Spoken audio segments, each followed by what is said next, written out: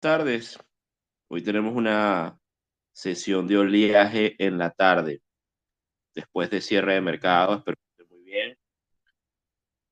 Se están conectando. Voy a dar unos 2 minuticos mientras terminan de conectarse. Les saludo. Por acá veo amigos que se están conectando. Les habla Alberto Cárdenas en nombre del Centro de Estudios en Inversión Financiera y como ustedes saben, todos los jueves tenemos esta dinámica, este espacio para comentar las cosas que pasan en los mercados, hacer una especie de resumen de la semana. Usualmente tenemos invitados. Esta semana, hoy, no vamos a tener invitados, sino el invitado soy yo mismo. Les voy a echar un cuento de cómo me fue esta semana en un evento muy interesante que vale la pena mencionarles. Estuve de viaje en Colombia, estuvimos invitados, atendiendo la invitación de, de un colega de Hienuk Shu, y realizó un evento espectacular que ya les hablaré de él. Pero antes de eso, como siempre, bueno, les voy dando la bienvenida a todos los que se están conectando. Por ahí está conectado José Alfonso de Pablo, gran amigo, gran analista técnico, José, nuestro profesor de geopolítica, Luis Alfredo, que siempre está ahí consecuente en nuestra comunidad y que contribuye con tantas cosas siempre en la timeline. Saludo a personas que pude conocer y, digamos, compartir en Bogotá: José Beli, Santiago, Valeria. Oye, qué chévere por acá conectados, verlos. Hay personas que, bueno, ya hablaré un poquito más, pero hagamos bueno, nuestra dinámica de siempre, ¿no? Hagamos un resumen. Los mercados financieros están en el contexto, arrancamos por allí, ¿no? Quizás entendiendo un poco cómo ha sido la evolución esta semana. La semana no ha terminado, ¿ok? Eh, Sé que hay personas que, gracias por acá, Claudia, que me está respondiendo. Si tienen, alguno de ustedes tiene algún problema en la conexión, pues no se preocupen que luego va a quedar la grabación, lo van a poder escuchar sin problema, en caso de que tengan algún problema en la escucha, ¿ok? Entonces, bueno, yo la verdad estoy cansadísimo, estoy llegando hoy de viaje, eh, pero dije, no, esto hay que hacerlo igual. Vamos a hablar de una vez de lo que está pasando en los mercados y de esta experiencia que es bien interesante, que tuve la oportunidad de vivir en Bogotá. Ya les comentaré. Entonces, bueno, hablando de mercados específicamente, creo que el tono ha sido, como ya ustedes saben y lo hemos mencionado, un dólar muy fuerte. Una semana donde el dólar ha tenido un incremento importantísimo. Hemos visto cómo los activos de riesgo han bajado, y han metido algún miedo. Por ejemplo, en el S&P 500 lo vimos cotizar por debajo de la cota de los 3.900, despertando los temores, bueno, de lo vivido en junio. Eh, Sin embargo, si ustedes siguen nuestro timeline, nosotros nos atrevimos a publicar. Ustedes saben que tenemos un sistema de seguimiento de riesgo en el mercado que lo llamamos una especie de semáforo. Es un semáforo.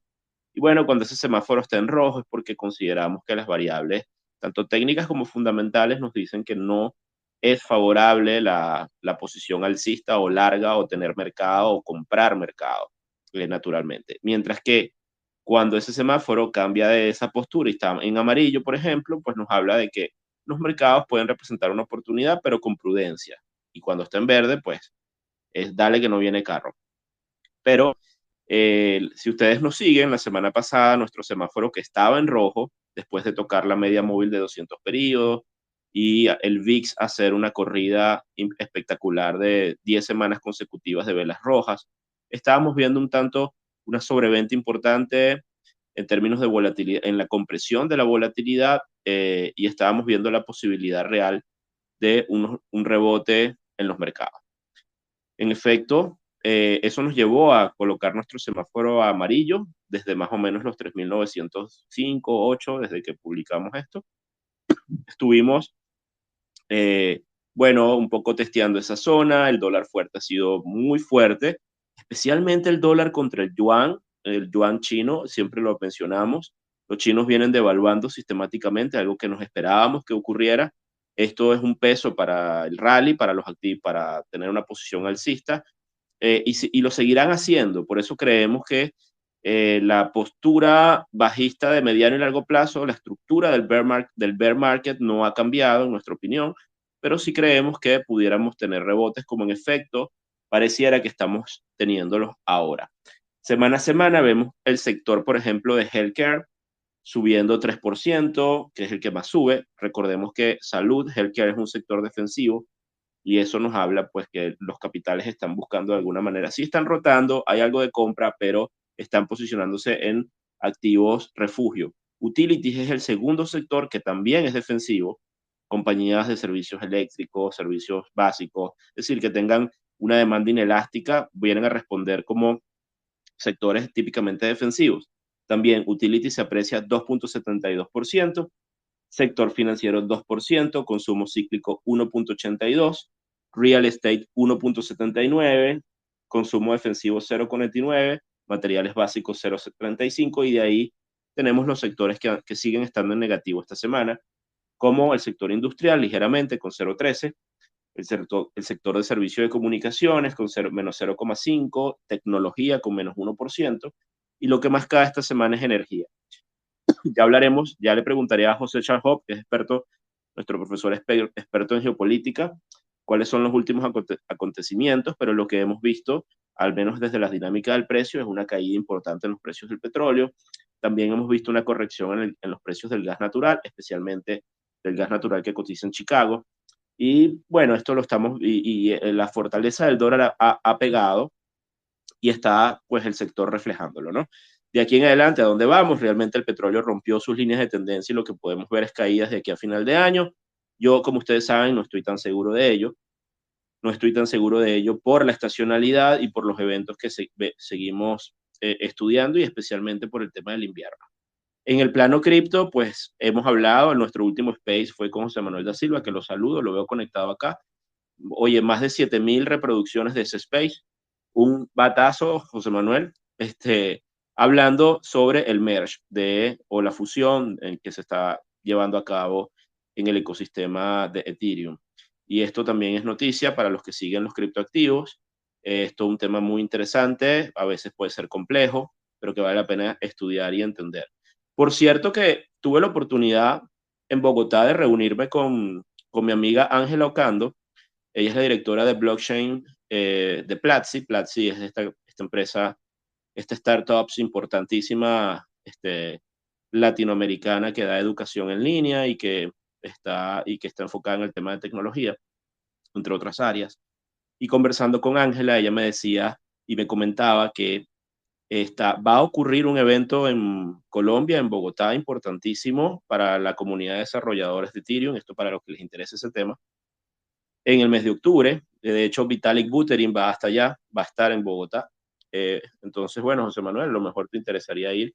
Pero bueno, y que es una locura lo que se está planteando y todo lo que está pasando. Y es muy interesante esto que pase justo allí, post-merge, en un momento tan importante para la red, para el ecosistema. Y pues plantea a Bogotá y a Colombia como un lugar interesante que se pareciera perfilarse como un hub de tecnología. Es algo de lo que rescato del viaje, que me parece interesantísimo. Estuve en Bogotá, para los que no lo saben, desde el viernes, invitado por Hienuk Shu, y con esto ya les comento, en un evento que se llama Chief 2022, él lo realiza eh, a, anualmente para su comunidad, para digamos, sus alumnos, etcétera.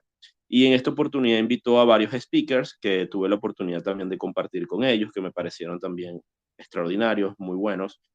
Y en el marco de ese evento, pues estuve el día sábado, domingo y regresé hoy desde allá y tuve la oportunidad de pulsear un poco, entender cómo está el tema Colombia, hablar con amigos muy queridos, como por ejemplo Monique Higuera, el trader roto, Daniel Medina, también tuve la oportunidad de compartir. Todas estas son personas de la comunidad FinTwit latinoamericana y la verdad es que no había tenido la oportunidad de conocerlos en persona y fue increíble. Y bueno, y tuve la oportunidad de compartir en este evento que se llamó Chief 2022. Genuk me invita al evento, producto, bueno, nos conocimos también aquí en las redes, un poco nos invitamos a algunos space. Eh, y me invita pues a participar, a dar una ponencia acerca de algún tema relevante para su comunidad. Y yo con mucho gusto la atendí, lo hice, pero realmente no estaba seguro de qué hablarles a la gente en Colombia, especialmente en un momento además tan importante desde el punto de vista del cambio, porque pues ustedes saben que Colombia está viviendo una transición político, un cambio de modelo. Hay personas que están en modo pánico, hay otras personas que apoyan lo que está pasando y esto es normal en cualquiera de los procesos de cambio, pero en definitiva es un proceso de cambio. Entonces, eh, en ese marco, pues yo compartí una ponencia que tenía que ver con el desarrollo de los ciclos de largo plazo, ¿no? Esto es algo que tiene que ver con digamos que con una ciencia que yo no conocía, que la verdad empecé a estudiar desde hace años, especialmente la estudié con más fuerza en medio de la pandemia, cuando vinieron los encerrones y cada quien pues tuvo que dedicar su tiempo a lo que consideraba relevante. En mi caso hubo como un proceso de introspección. Perdón que estoy un poquito ronco, me pegó un poquito el frío de Bogotá, pero estoy bien.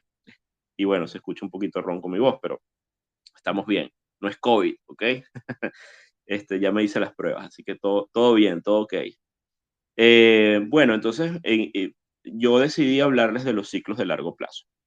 Antes de mi ponencia hablaron otros speakers que por cierto me encantaron y les mando un fuerte abrazo y un saludo porque tuve la oportunidad de conocer. Digamos que durante todo el evento me gustaría mandarles un abrazo y mi admiración a José P. García, que estuvo hablando de cosas tan importantes como obviamente cómo nos entendemos, la toma de conciencia del ser humano. Y esto es algo que me encantó del evento de Gienuk, lo tengo que decir, y es que tuvo una carga importantísima de speakers orientados no tanto al tema de mercado, porque bueno, eso nos los dejó a nosotros. Creo que fue Gienuk, Felipe y yo fuimos los que hablamos de temas de mercado de manera técnica. Pero el grueso del evento estuvo orientado a entender el tema de la psicología personal, del manejo de las emociones y una serie de cosas que ustedes saben, todos aquí en la comunidad saben, que son absolutamente relevantes y muy importantes. Y eso es algo que me pareció muy atinado de parte de Gienuk. Además, la vibra del evento, tengo que decirlo también, fue espectacular. Y tuve la oportunidad de conocer muchos de los que están ahora aquí conectados. Que les mando un fuerte abrazo también. Todos que formaron parte de esta estructura, de este evento, la verdad que con una vibra extraordinaria, muchísimo respeto, mucha admiración, de verdad que fue un gran evento.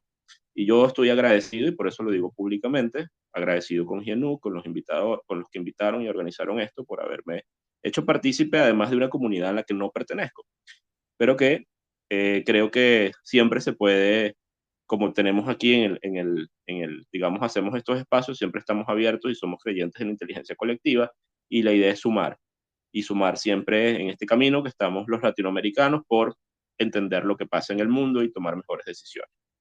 Bueno, saludo a los ponentes, como por supuesto ya voy a hablar de Felipe Campos, pero José P. García, hubo una doctora especialista en el tema de psicoanálisis, ustedes dirán, wow, hablaron de psicoanálisis, pero muy importante, orientado al tema del dinero, Paola Boto, psicoanalista, especialista en el tema freudiano, y bueno, fue muy interesante. Luego, pues Javier Illingworth, también un especialista en temas de manejo personal, de técnicas de desarrollo personal, Liliana Zamacona, que fue una ponente extraordinaria desde el punto de vista también de la energía que transmitía y las cosas. La verdad es que todo fue muy bueno. Pero volviendo al tema, voy a dar la ponencia y me precede Felipe Campos. Felipe Campos es un analista colombiano que yo recomiendo seguir para los que no lo conocen. Felipe Campos, para mí, es uno de los mejores analistas, no solo de Colombia, sino de Latinoamérica, en el tema macro, en el seguimiento de mercados, y tiene un insight, tiene una visión muy clara de lo que pasa también en los mercados locales, sobre todo porque no deja de ver lo que ocurre afuera. Muchos analistas tienen el error de perderse en el ruido local, como la política, el ruido político, el tema de lo que hace un político u otra cosa, para tratar de decir hacia dónde van los mercados por aquí y por allá. Pero Felipe entiende de estas posturas macro, del análisis claro top-down, desde arriba hasta abajo, la influencia de los macrociclos, y cómo permea obviamente la economía local. Y bueno, obviamente ha ganado premios Felipe anuales y su equipo de, digamos, de analistas y de research de mercado. Yo a Felipe lo conozco de hace muchos años, lo invité en otros podcasts, otros proyectos y siempre hemos hablado y discutido sobre mercados y tuve la oportunidad de conocerlo personalmente allí en el evento. Le mando un saludo a Felipe Campos. Felipe, cuando se monta y habla de su presentación, Felipe empieza hablando de ciclos y de la relación existente entre estos grandes ciclos que tienen que ver con la evolución del dólar, el dólar index, el dólar como moneda global que impacta aguas abajo a una gran cantidad de activos. Felipe desarrolla una ponencia magistral hablando acerca de la evolución, cómo haciendo análisis intermercado, porque de esto se trata, para los que no conocen un poquito del análisis técnico y de desarrollo. El análisis intermercado es una disciplina del análisis técnico que permite precisamente entender las relaciones que existen entre uno u otros mercados y entender hacia dónde puede ir un activo estudiando otro activo, ¿no? Entonces, por ejemplo, esa relación entre el dólar y los commodities, entre el dólar y la posición de riesgo cuando supera algunos niveles, las fases en las que los ciclos alcistas del dólar pueden favorecer o desfavorecer los mercados emergentes, el tema, etcétera. Y esto Felipe lo hizo muy bien, explicó un poco para que los colombianos entendieran eh, y digamos en el contexto, bueno, qué es lo que está pasando desde el punto de vista de la evaluación de la moneda, que no todo obviamente depende de los fenómenos locales, que hay un ciclo que se impone y en el caso de Felipe habló de los ciclos de 10 años, que usualmente es el ciclo del crédito, es un ciclo de expansión y contracción del crédito, que Ray Dalio los ha mencionado muchísimo, también les recomiendo leer, si les interesa el tema de ciclos, los trabajos de Ray Dalio. Entonces, este ciclo, perdón, este ciclo de 10 años, bueno, tenemos 10 años donde los emergentes son favorecidos y 10 años donde estar en emergentes es una pérdida de tiempo y no haber estado en Estados Unidos hubiese sido la pérdida de tiempo. Entonces, entender ese ciclo es fundamental y ese fue el trabajo de Felipe explicarlo. Tenía un poco de temor porque mi ponencia también fue de ciclos. Y yo decidí hacerlo sin ponerme de acuerdo con él. La verdad es que Hienuk respetó, nos dio libertad total para que decidiéramos qué exponer, qué decir en el evento sin ningún tipo de sesgo ni nada. Cada quien podía pues decir lo que quisiera. Yo no me puse de acuerdo con Felipe y la verdad que a mí me tocó hablar de ciclos. Al principio estaba preocupado porque tener a Felipe como ponente que me precediera me dejó la barra demasiado alta, se lo dije, y ya yo prácticamente no quería hablar. Entonces, arranqué la ponencia diciendo, bueno, valido todo lo que dijo Felipe, yo creo que ya se pueden ir más temprano para su casa. Gracias a Dios, por alguna razón, la decisión de mi ponencia tuvo que ver con ciclos más amplios, más largos, de más largo plazo. Y esto es un poco lo que les quiero hacer el resumen el día de hoy, explicárselos, decirlo un poco porque es interesante lo que está pasando.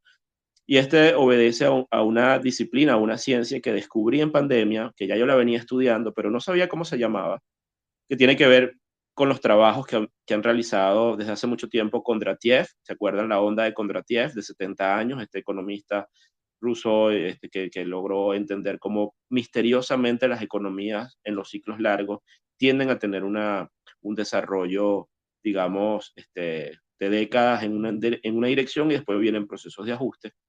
Y bueno, otros grandes también, incluso desde hace muchos años, el mismo Gann, por ejemplo, que es un analista técnico muy famoso, que ha desarrollado pues, estos temas, pero luego, más en el tema contemporáneo y más en el tema científico de estudio de la sociología, de la cultura, de la historia, ha venido un grupo de científicos sociales que se vienen dando cuenta que existen de alguna manera ciclos que se imponen en las sociedades. El trabajo bueno, ahí está, por ejemplo, la gente del Fourth Turning, que es un libro que también recomiendo leer, que han estudiado, que es un poco, ellos explican cómo la evolución del tema social en Estados Unidos puede llevarnos a distintas fases y cómo puede haber lo que llaman sí, el cuarto giro, ¿no? Y luego hay otros trabajos de otros estudiosos del tema cíclico, por supuesto, Howard Marks, que es un gestor de fondos importante, tiene un par de libros dedicados al tema de entender los ciclos y también se puede entender los trabajos de Ray Dalio. Pero luego más adelante, profundizando en el tema, un poco para entender por qué los ciclos estos terminan imponiéndose o por qué existen, caí en los trabajos de Peter Torshin, que yo se los recomiendo. Esto forma parte de la bibliografía compartida en mi ponencia. Peter Torshin es un académico que vive en Estados Unidos de origen ruso, que viene estudiando los fenómenos sociales, culturales, políticos que se desarrollan en las sociedades y le mete temas matemáticos de modelos, temas estadísticos duros a la data, y con esto hace proyecciones y entiende y hace un análisis como una radiografía de la evolución de la sociedad. Y no estudia solo las variables de tipo económico, que es lo que usualmente hacen los economistas, el desarrollo del Producto Interno Bruto, el crecimiento económico, el déficit comercial, la evolución de los tipos de cambio, todas estas variables macro usualmente se estudian y son importantes. Al final pareciera que subyacentemente hay unas variables aún más importantes que tienen que ver con las personas, con la propia sociedad. Entonces, Peter Torshen venía como, por ejemplo, darte cuenta de los índices de violencia. Cuando una sociedad comienza a incrementar sus índices de violencia, es una señal importante de que algo está pasando. Y eventualmente eso puede permear en la economía y en otras situaciones. Índice de bienestar, el tema cultural, digamos las tendencias en el área cultural, en las tendencias en el tema de tolerancia, en los cambios políticos, en las alternativas, etcétera. Tantas cosas que son relevantes. Bueno, Peter Torshen viene estudiando esto desde hace más de 2 décadas y él es el, digamos, el expositor o el que hay que acuñarle el concepto que yo empecé a entender en el 2020 que se llama cliodinámica. La cliodinámica es una ciencia porque estudia, se apoya en las ciencias sociales y también en las ciencias, digamos, científicas como la matemática, la estadística, etcétera, para llegar es una ciencia nueva, es muy interesante, que tiene que ver con la evolución y el estudio de las sociedades y con eso pues también proyectar un poco hacia dónde vamos, dónde estamos, etcétera. Usando algo de criodinámica y entendiendo todo esto, pues yo en el 2020, leyendo los papers de Peter Torshin, que por cierto tiene un paper famosísimo que escribió en el 2011, 2012, que lo publicó la revista Science, después lo publicó la revista Nature, que son revistas muy prestigiosas en el área científica, o sea, no estamos hablando de vendedores de humo ni de chamanes así financieros, o sea, digamos que ahí cada quien puede tener una postura, pero realmente la data está muy, ojo, no tengo nada en contra de los chamanes, solo que estoy diciendo que la gente puede pensar que esto es alguna especie de pseudociencia. En realidad, así es el desarrollo científico, es entender un poco cosas que no entendíamos, cosas que no, y por supuesto hay barreras y hay límites que se empiezan a traspasar y nos empezamos a cuestionar cosas y después la data pues soporta esto, el método científico. Entonces, él escribe un artículo en el 2012 que prácticamente describe los sucesos que vivimos en el 2020 y 2021. Lo que le faltó decir fue el inicio de la pandemia con fecha exacta, pero habló de este proceso y fue un artículo orientado a la sociedad americana, perdón, pero describió muy bien la polarización política, los eventos incluso del Capitolio que vimos en la administración de Trump, en la transición hacia Biden, cosas inéditas o durante, que no se presentaban en muchos años en la sociedad americana. Los eventos que ocurrieron con el Black Lives Matter, bueno, todas esas cosas, la verdad que están reflejadas en ese artículo y el tipo se hizo bastante famoso por todo, se convirtió como una especie de guía. El cuento es corto, al final estudié todas estas cosas y pues traté de resumirlas en un modelo un poco más digerible desde el punto de vista práctico de entender dónde estamos. Y caí en algo que yo sabía que era importante hace tiempo, incluso intuitivamente, que es el ciclo de 90 años. Entonces, el ciclo de 90 años, que yo para efecto de este modelo llamo marea histórica, es como este ciclo importante que ocurre en los países, en las sociedades, que tienen que ver con el cambio, con los procesos de desarrollo que viene desde el nacimiento del propio país, de la propia sociedad. Usualmente un país nace cuando hay un nuevo pacto social, es decir, cuando arranca, hay una independencia o una constitución, producto de una guerra, algo, y nace un país, ¿no? Y ahí uno puede identificar la fecha de nacimiento de los países. Y a partir de, porque al final uno puede estudiar los países como las personas tenemos ciclos, tenemos comportamientos, no es lo mismo alguien de 60 años a alguien en sus 20, no es lo mismo, digamos, la actitud, la manera, la forma, la psicología, las cosas, los objetivos cambian, nosotros somos personas, estamos sujetos a grandes ciclos y al final, como somos seres humanos, la sociedad no es otra cosa que la unión de los seres humanos, termina reflejando pues estos valores cíclicos. Algo que, por cierto, en Occidente no nos han enseñado, no nos han sabido vender en el sistema educativo. Creo que la visión de Occidente es la visión lineal de las cosas.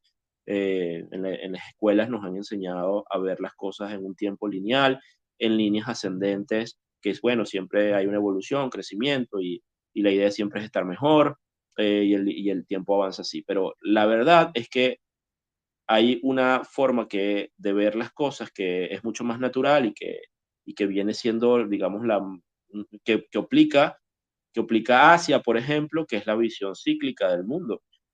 Alguien que lo dejan solo en medio de un desierto o de un campo y no tiene otros recursos que entender lo que está pasando, pues obviamente va a pararle a la idea de que en algún momento hay un invierno donde casi puede morir. Hay una etapa en la que puede sembrar, hay una etapa donde está el agua va a crecer en algunos, es decir, los ciclos están en todas partes. Y la visión cíclica del mundo es algo que debemos rescatar. Esto es algo que los chinos manejan perfectamente bien, lo vienen una cultura milenaria y que creo que lo están usando a su favor de una manera extraordinaria. Para ellos, ¿no? No estoy diciendo que esto simplemente entienden de estas cosas. Entonces, la vida es así, la vida son ciclos, eventualmente, como dice Bad Bunny, Baby, la vida es un ciclo. Y esto un poco la idea de la presentación fue esa y estaba hablando del ciclo largo. Entonces, las sociedades se tienden a mover en ciclos eh, de 90 años que son impresionantes, que bueno, que nosotros el ejercicio en la presentación era mostrarle un poco qué ocurría en los países desde su nacimiento y cómo ese ciclo de 90 años tenía fases, una fase de crecimiento, unos años que tienen que ver con el nacimiento del país, el crecimiento tecnológico, el crecimiento acelerado después, fases de crecimiento que duran décadas, que luego terminan distorsionándose producto del éxito del desarrollo de las medidas o de las cosas o de los modelos, que llegan a tener pausas o validaciones en medio de ese proceso cíclico y que luego tienen puntos de inflexión, usualmente por allá a los 60 años, y comienza una etapa de declive importante, que es importante atender y que se ha repetido así en el tiempo una y otra vez. ¿Por qué? Bueno, es difícil explicarlo, pero es como si yo tratara de explicarles por qué vivimos 80, 90 años. O sea, yo no lo sé, pero ahí está la data.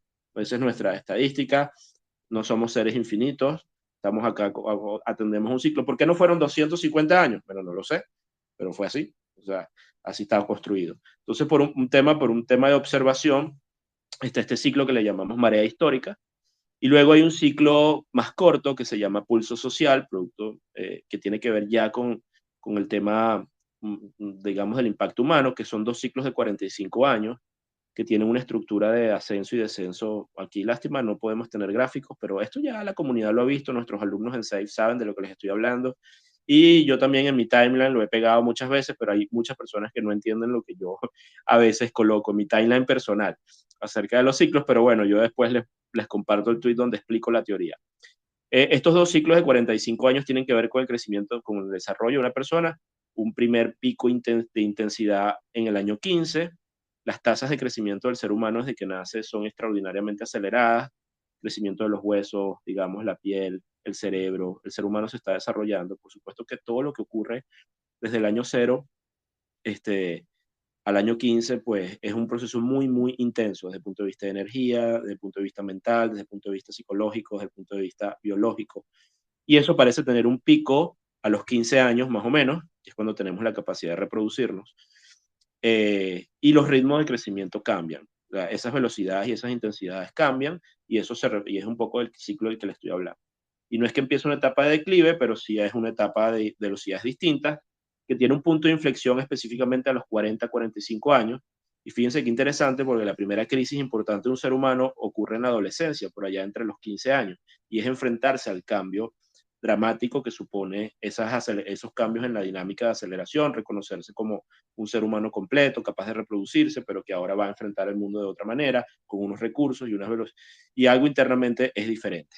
Entonces, eso, este, digamos que eso impone o eso se traslada o eso impacta de alguna manera en la sociedad y la sociedad lo termina reflejando. Luego viene, como les dije, esta etapa de 30 años después de los primeros 15 intensos, 30 años que no son de declive, sino de velocidades distintas, donde hay un desarrollo, un entendimiento de hacia dónde vamos, digamos, bueno, una serie de cosas que pasan hasta que, ¡pum!, llegamos a otro punto de inflexión que usualmente ocurre en el ser humano, que es la famosa crisis de los 40. A algunos les dan los 40, a otros les dan los 45, cuando se empiezan a comprar motos y chaquetas de cuero, bueno, ya saben que están este, este, viviendo un poco su crisis de los 40. Estoy siendo muy simplista, pero la verdad es que todos saben de lo que les estoy hablando. Es una crisis también de identidad que muchas veces no sabemos por qué pasa y que le prepara al ser humano para una etapa también muy intensa y productiva, que es la etapa de los 50, de los 60. Usualmente, si ustedes conocen a los billionaires, la gente que ha hecho más cosas más importantes en el mundo, aunque hoy por hoy hay personas muy jóvenes con mucho éxito, pero en teoría, digamos en la estadística, los que tienen un impacto, los que mueven el planeta realmente están después de sus 50. En una etapa, en esa segunda etapa de crecimiento ya maduro, ya distinta, y al final las sociedades terminan reflejando esto también como un todo. Entonces, para no hacerles el cuento tan largo, tenemos este ciclo largo que se llama marea histórica de 90 años, y tenemos este ciclo que lo corta de 45, par de ciclos de 45 años, y las relaciones entre ellos nos da un mapa de más o menos dónde estamos. Usando ese mapa, hicimos el caso de Estados Unidos, donde el nacimiento de Estados Unidos lo ubicamos en 1760, porque la constitución del país, un poco para entender hacia dónde va Estados Unidos y ver el mercado, nos interesaba entender también el tema en el mercado americano.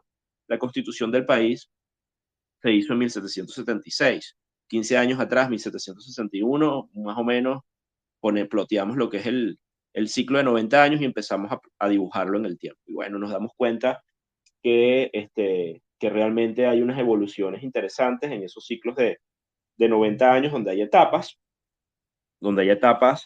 déjenme ir buscando el modelo un momentico. En el caso de Estados Unidos, el primer ciclo arranca en 1761 y termina en 1851. Y cuando termina, que arranca un nuevo punto de inflexión, pues ustedes saben las fechas, 1851, los 50, la guerra de secesión, un nuevo modelo, una nueva cosa, arranca una nueva dinámica. Ese nuevo ciclo de 90 años termina en 1941, justamente en la Segunda Guerra Mundial, en la imposición de un nuevo orden que vino después de la Guerra Mundial. Y nosotros estamos parados ahorita en ese tercer ciclo desde que nació Estados Unidos, que arrancó en 1941. Bueno, es lo que planteé en mi presentación, que me atreví a mostrar, y que termina en teoría en el 2031. Pero estamos, como lo vemos, estamos muy cerca de lo que sería el punto de inflexión de ese ciclo de 90 años, con lo cual nos ubica en una ventana de ajuste o de reset, donde pasan muchas cosas, donde digamos que el pico del modelo o del crecimiento en la mayoría de los países tiene que ver por mucho éxito, el modelo funciona, después hay distorsiones, la sociedad se debilita por excesos, ocurren burbujas en todo tipo de zonas, exuberancia irracional, después eso nos lleva a un proceso de ajuste, ese proceso de ajuste puede ser profundo e intenso, ese proceso de ajuste profundo e intenso da origen a cambios políticos y sociales que después tienden el terreno al nacimiento de una nueva cosa o la validación de lo que se venía teniendo, pero es un vórtice de cambios.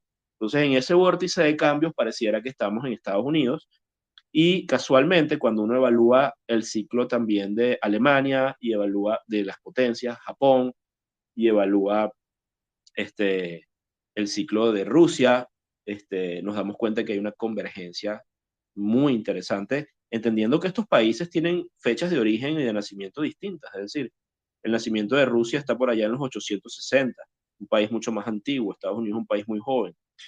Alemania también es un país mucho más antiguo, es Europa. Luego tenemos, por ejemplo, el caso de China, que es un país milenario. Bueno, ahí podemos entender un poco en qué fase están los países, pero pareciera que Occidente, los países del ala occidental, está en una etapa del ciclo que es un poco distinta a los países que no forman parte del ala occidental. Por ejemplo, China India, los BRICS, Latinoamérica, están en un ciclo diferente, en una etapa distinta. Entonces, pero igual estamos viviendo una era de cambios increíble que muchas veces no logramos entender. Es decir, pandemia, crisis, no sé qué, no solo de crisis, de cambios tecnológicos, porque no solamente estamos hablando de cambios dolorosos, cambios desde toda perspectiva.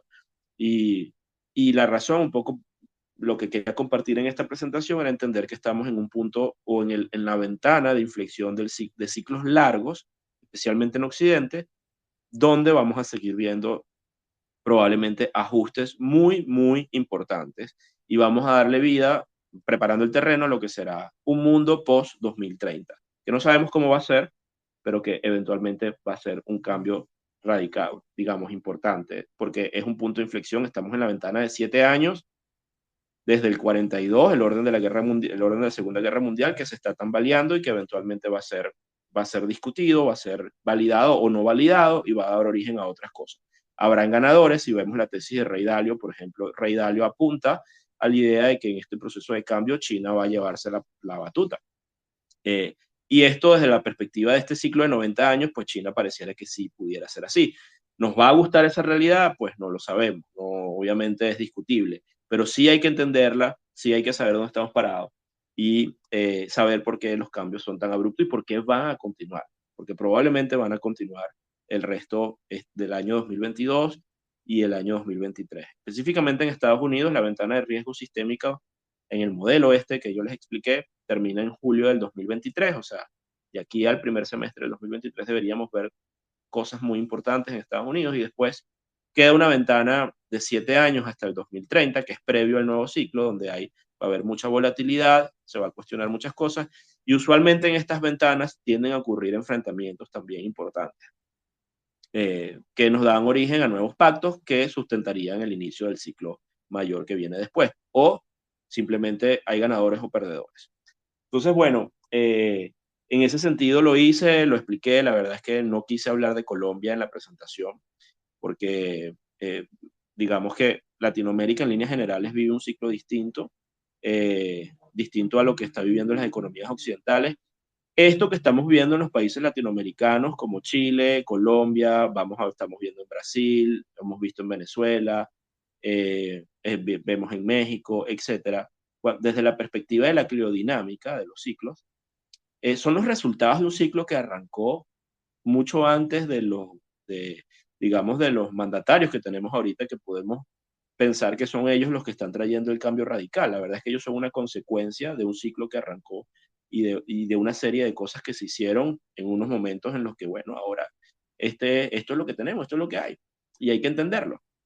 Y hay que entender esa fase. Entonces, bueno, luego seguramente hablaré de Latinoamérica con más detalle, pero hay que saber que los ciclos se terminan imponiendo, que los ciclos son más importantes que un líder particular. A veces los mismos políticos no saben, no tienen ni idea de por qué ganaron o perdieron. Al final no saben en dónde están montados. Hay quienes sí lo entienden. Yo creo que los chinos lo saben, yo creo que lo entienden, gente de estrategia y pueden aprovechar estas cosas, pero o sea, digamos que hay fuerzas que van más allá de lo local y de lo específico, que uno puede creer que eso es lo que va a mandar en la economía y las cosas, y realmente hay ciclos mayores en donde están inmersos los países por unas dinámicas que todavía a mí me cuesta entender y que estoy haciendo ese estudio y ese trabajo para entenderlo, derivado de esto que les dije, la biodinámica, que nos ayuda a ver la perspectiva a 20.000 pies de altura. Entonces, yo los invito a que hagan lo mismo, sobre todo si están en alguno de estos países donde creen que el cambio viene porque esté o no esté determinado presidente o un determinado político. Yo creo que más importante es entender el ciclo y qué fue lo que llevó a que llegara el presidente que está, independientemente de que lo apoyen o no lo apoyen. Esto nos da mucha paz y tranquilidad mental. Luego hablaremos más de la región, pero lo que quiero decirles es que está en unas velocidades y en unas etapas distintas a lo que está viviendo Occidente. Europa está también en una zona de ajuste radical. Ya les hablé de Alemania, incluso coincide con Japón. Toda Europa está viviendo una etapa de cambio abrupta, está en el final de del ciclo más reciente de 90 años, coincidencialmente con Estados Unidos, y eso que Europa tiene orígenes pues mucho más antiguos que Estados Unidos. Y fíjense hoy, por ejemplo, la noticia de la muerte de la reina Isabel II, que ella en particular representa este ciclo de 90 años que yo les vengo explicando. La reina Isabel representó un orden, una dinámica en Occidente importantísimo. La reina Isabel se muere a los 96 años, bueno, porque somos seres finitos, no podemos durar 150 años. Esa es la verdad, y más bien fue longeva. Pero si uno ve lo que ocurrió en el mundo durante el reinado de Isabel II y de lo que fue el orden establecido en Occidente durante el reinado, la reina Isabel logró ver 15 primeros ministros de, de Reino Unido, guerras, todo tipo de cambios. Y fue realmente, yo tengo una postura bien positiva de su trabajo y admiro un poco, fue un pilar, digamos, de mantener ese orden post Segunda Guerra Mundial, de estabilidad. Y ahora que no está y que ahora el rey va a ser Carlos, y que es otra figura en la que yo particularmente tengo mis dudas, este, sé que definitivamente esto forma parte también de estas transiciones que estamos viendo en Occidente y que usualmente estamos en un proceso de cambio importante. Entonces no es casualidad, obviamente hay un proceso biológico, etcétera, pero hasta la propia reina Isabel representa o representó lo que fue ese ciclo de 90 años que ahora está en un punto de inflexión o muriendo para darle vida a otra cosa que no sabemos exactamente cómo va a ser, pero que estudiamos, leemos y de alguna manera tratamos de interpretar. Aprovecho para saludar a Valeria, a Claria, a la gente de la comunidad de GNU que fueron muy atentos conmigo, que están por acá conectados, a José allá en Puerto Rico, a Santiago en Quito, que ya debe estar perdón, sí, en Ecuador.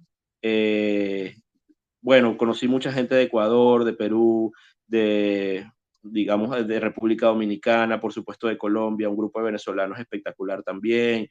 La verdad es que la pasé genial, una vibra increíble, les mando un abrazo, aprovecho este space para saludarlos a todos, fueron muy atentos y bueno, no quería que pasara la semana sin darles las gracias bueno, de que hayan abierto la puerta un poco en su comunidad y que nosotros desde el Centro de Estudios en Inversión Financiera pudiéramos dar nuestra perspectiva, que sabemos que es un poco distinta a lo que eventualmente pudieran ustedes ver o escuchar y bueno, en eso se trata estas cosas, de entender diversidad, entender posturas un poco diferentes y tratar de digerirlas para agarrar lo mejor de cada uno de las personas que pueden tener una postura. Nosotros hacemos eso también acá y encantadísimo de haberlo hecho.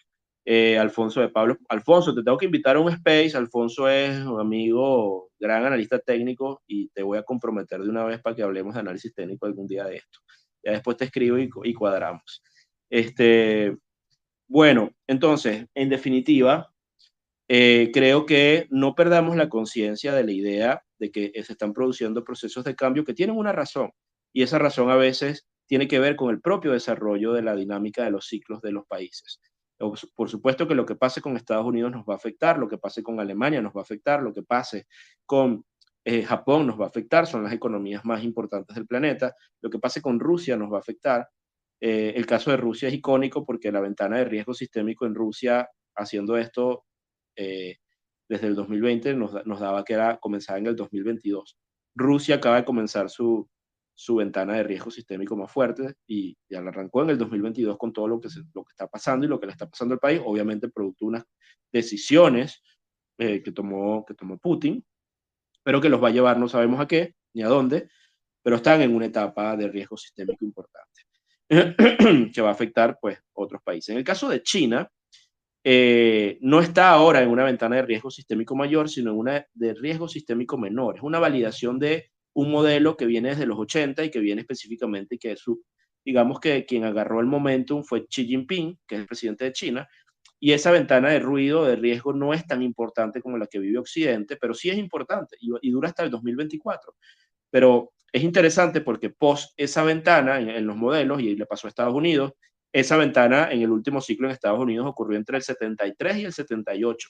Específicamente fue la validación del modelo post Segunda Guerra Mundial, cuando se disparó la inflación, vino el tema, pasaron temas políticos como como el Watergate, por ejemplo, el tema, lo que ocurrió con el tema, el ajuste de tasas increíble producto de la inflación, el tema de Bretton Woods. Es decir, hubo una especie de validación de lo de aquí y después que vino en Estados Unidos, después del 78, el bull market más espectacular que se tenga registro en la historia. Desde el 73 al 78 tuvimos un bear market y en el medio de esa etapa que fue importante, del 40%, pero fue un riesgo sistémico menor.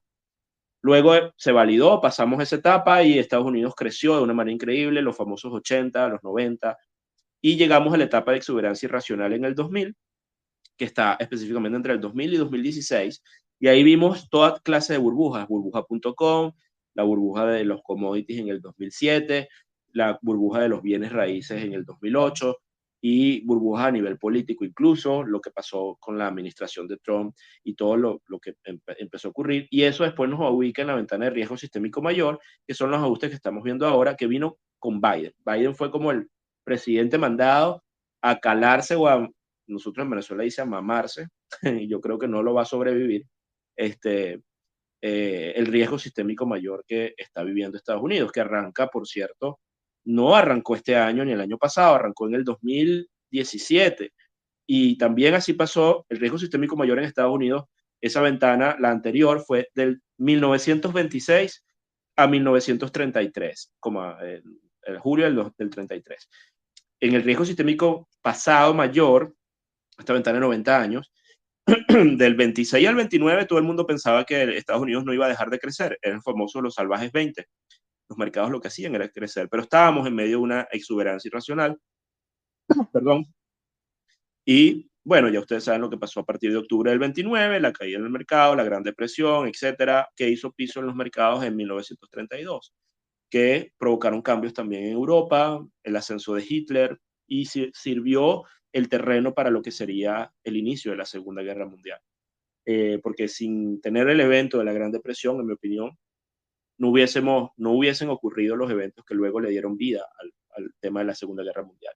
Y eso pasó en la ventana de 7 años previo al inicio del gran ciclo que venía nuevamente a partir de 1941, que ya es cuando surge un nuevo orden. Entonces ahora, hacia acá, 90 años después, estamos en una administración, en el caso de Estados Unidos, Biden, que está viviendo el riesgo sistémico mayor, estamos en plena etapa, que esa ventana se termina a finales del año que viene, pasarán todo tipo de cosas, ajustes, etcétera.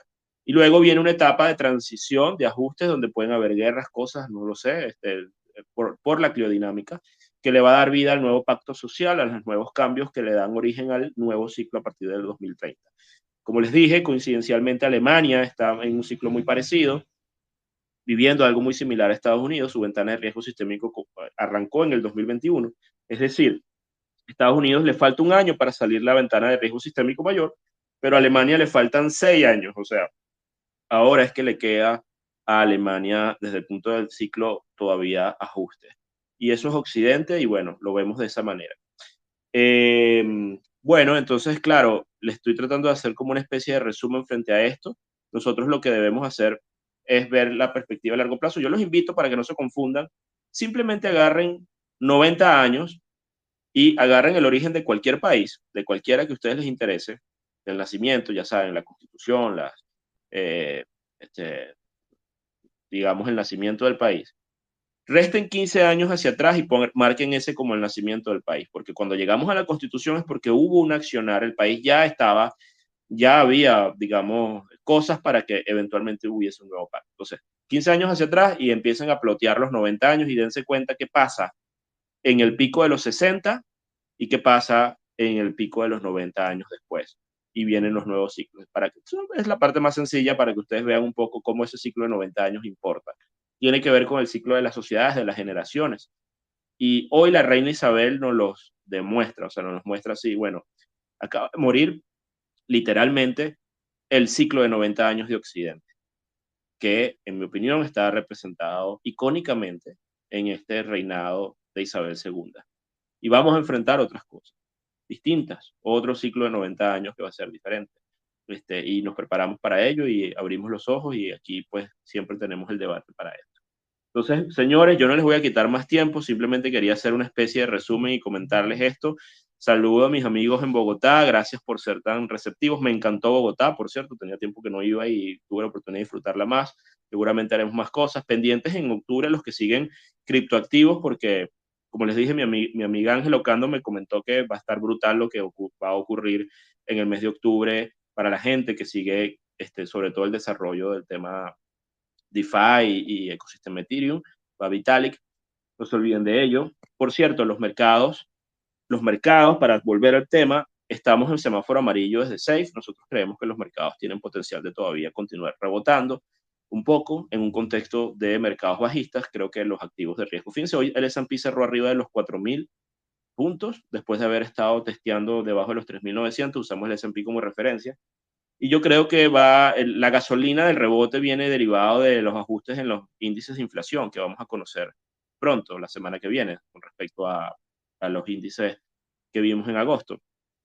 Entonces, si esos índices vienen mejor de lo esperado, probablemente el mercado rebotará. Pero ojo que ahora estamos entrando, a partir de los ajustes que vienen en septiembre, las subidas de tasas que van a venir van a ser dolorosas. Después del nivel neutral en el que estamos ahora, en el caso de Estados Unidos, las subidas que se hagan van a tener peso en los mercados. Se está esperando una subida de 75 puntos base en septiembre y luego en noviembre de 50 puntos base, lo cual ya sería más de un punto 25, 125 puntos de subida antes de cerrar el año, con lo cual hay que estar pendiente porque a pesar de los rebotes que pudiéramos ver, esto va a tener un peso de alguna manera relevante en la actitud de riesgo y además en los niveles de deuda.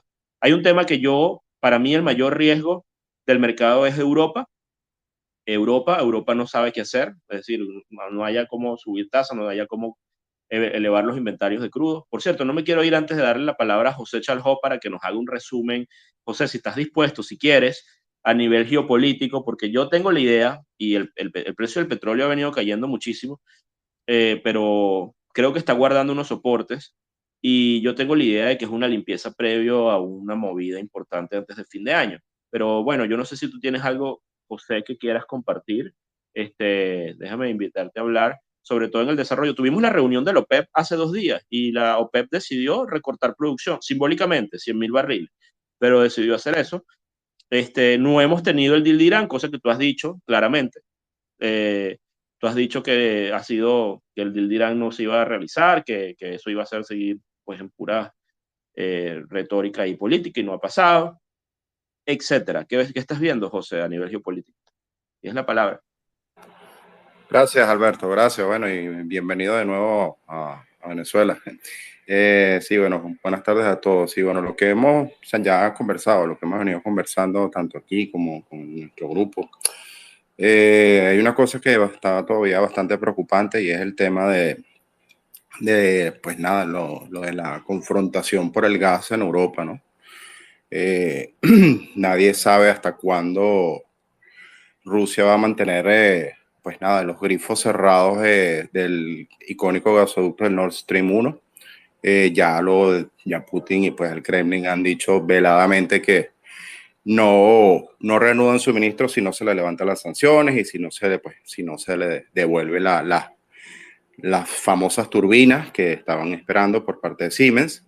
Pero básicamente es eso es un arma, se ha convertido en un arma pues de manipulación política y geopolítica con el fin de que le levanten las sanciones y que, bueno, reconozcan todo lo que pues ha venido haciendo Rusia en Ucrania.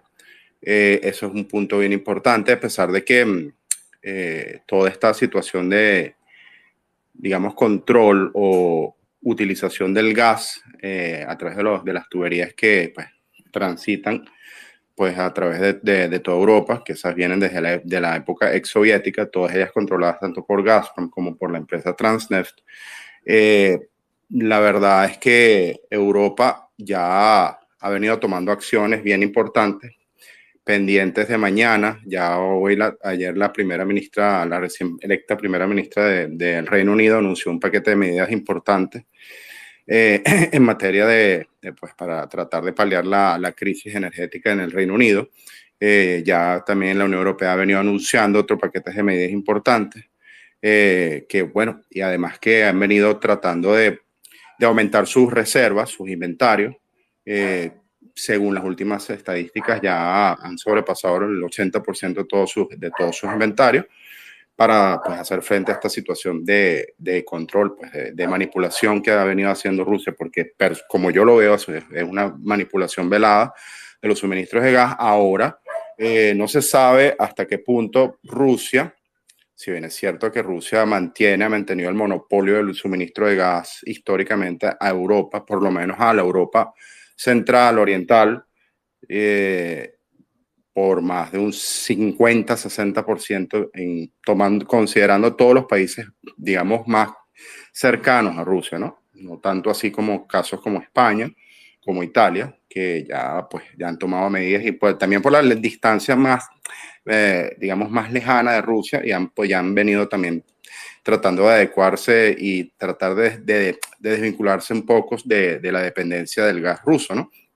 Pero no está claro hasta qué punto Rusia ya se ha venido observando también que veladamente Rusia ha venido quemando gas en vez pues, de enviarlo, de suplirlo a Europa como forma, pues, digamos, de burla, ¿no? Pero como, por ejemplo, cómo va a colocar todo ese gas que ha venido cerrando, por ejemplo, a China. No es lo mismo el transporte de gas que el transporte de crudo, ¿no? Hay muchos, no, o sea, la mayoría de los gasoductos más importantes sobre los cuales Rusia ha venido teniendo control, llámese el Nord Stream 1, llámese el South Stream, llámese el Turk Stream, que transporta gas hacia Turquía, por ejemplo, así como el Druzhba también, que es un oleoducto que es bien importante y que ha transportado crudo a todos los países de Europa Central, Europa Oriental. O sea, no está claro cómo Rusia va a la larga, a mediano y largo plazo, a colocar todo ese gas hacia China, por ejemplo, donde no posee la misma cantidad de gasoductos para transportar todo ese gas, ¿no? Entonces, esa es una situación bien interesante, pero bien crítica. Ya está llegando el invierno a Europa y bueno, hay que esperar a ver cómo la Unión Europea, ayer salió una noticia bien importante, que aproximadamente 80 buques de gas licuado natural zarparon de los Estados Unidos para pues, tratar de seguir apoyando pues, a sus aliados, ¿no?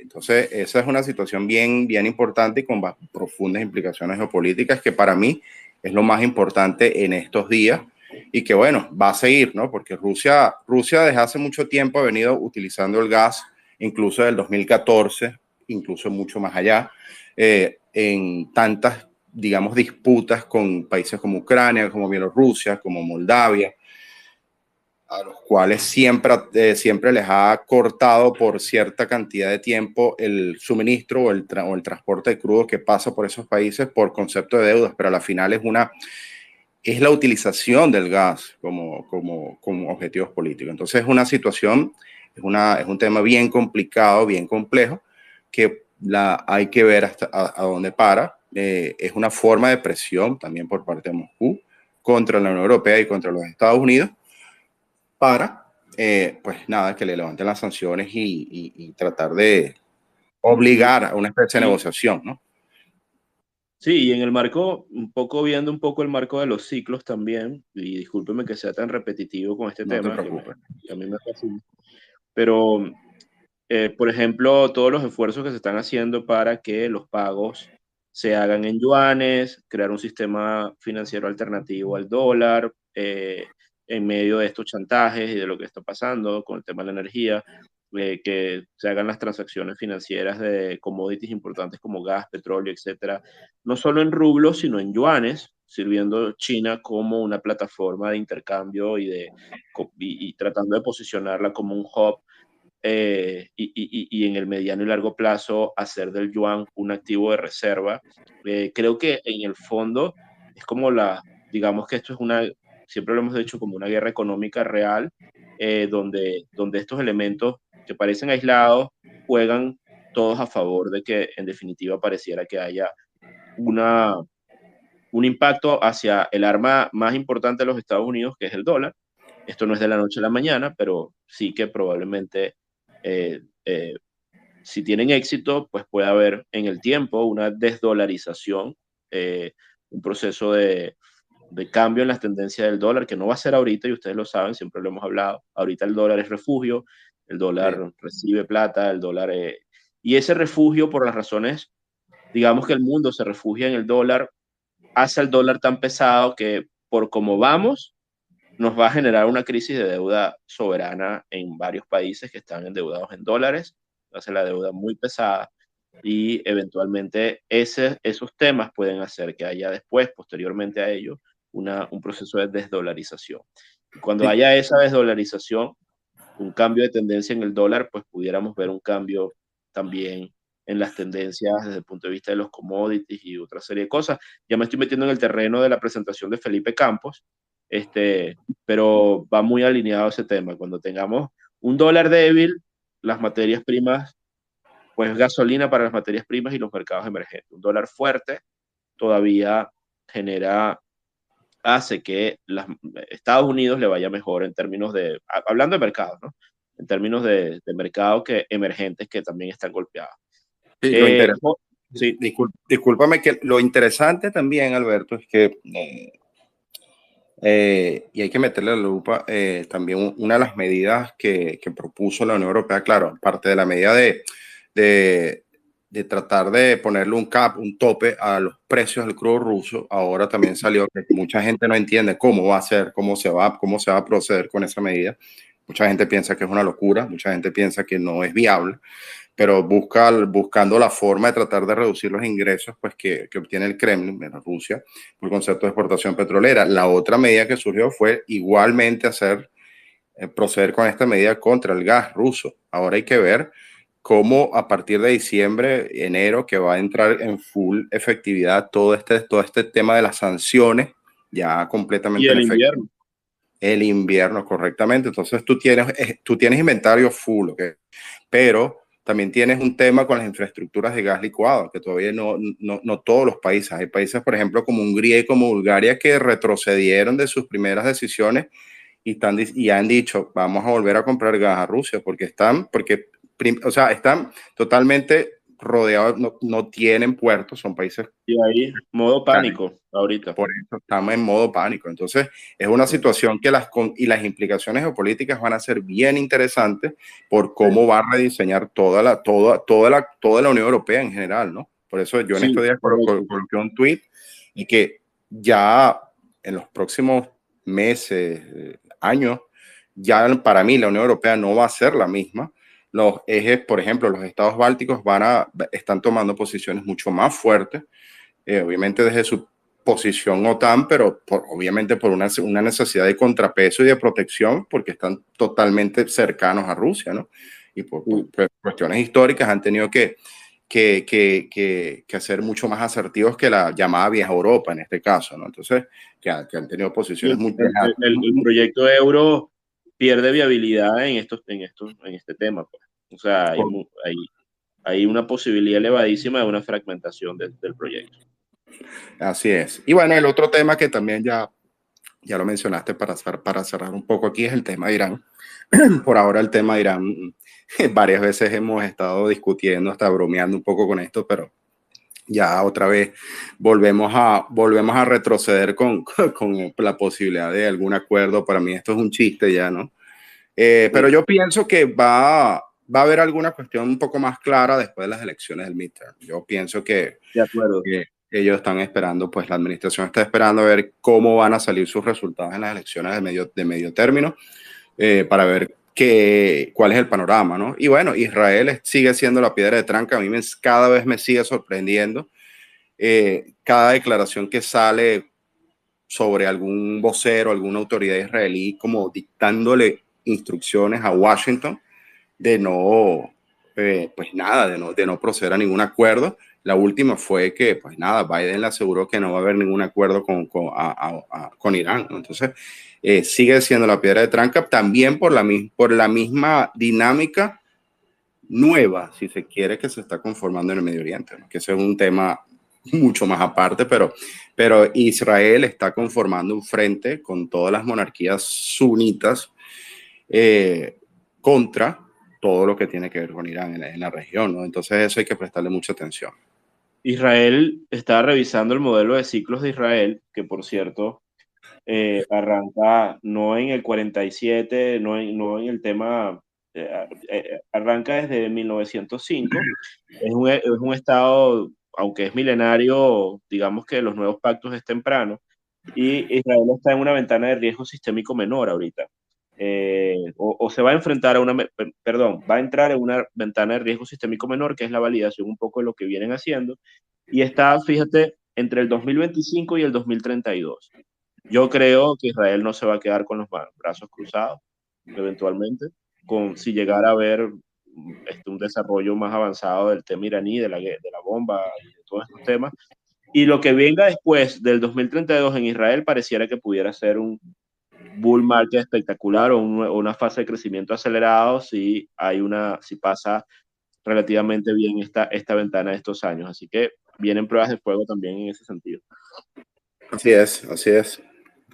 Por Bueno, ahora, yo pues. te agradezco mucho, José. No te quiero quitar mucho tiempo y también, Gracias. y también poco le quiero quitar mucho tiempo a la audiencia. La verdad es que hice este space básicamente para agradecerle a los amigos en Colombia y de toda Latinoamérica y especialmente a Gienú que hizo el evento y que me invitó gratamente y que tenía que darles este agradecimiento y decirles que bueno, que la pasé muy bien, que fue increíble, que estoy a las órdenes para todas las personas que conocí por allá y que la idea final de toda mi presentación es que estamos en una era de cambios profundos y hay que entenderlo desde la perspectiva de ciclos para no perder el norte, para no afectarnos emocionalmente, para no perder la salud mental y entender que aquí en estos procesos de cambio, esto que llamamos vórtice, donde ocurren las oportunidades también, si estamos preparados, generacionales y espectaculares para arrancar de manera temprana los nuevos ciclos que vienen. Bueno, señores, les mando un abrazo y buenas noches a todos. Hicimos nuestro espacio viaje del día de hoy. No se pierdan el de la semana que viene, que tenemos un invitado interesantísimo desde España. Y bueno, gracias por estar aquí. Nuevamente, saludos a todos. Un fuerte abrazo. Chau, chau.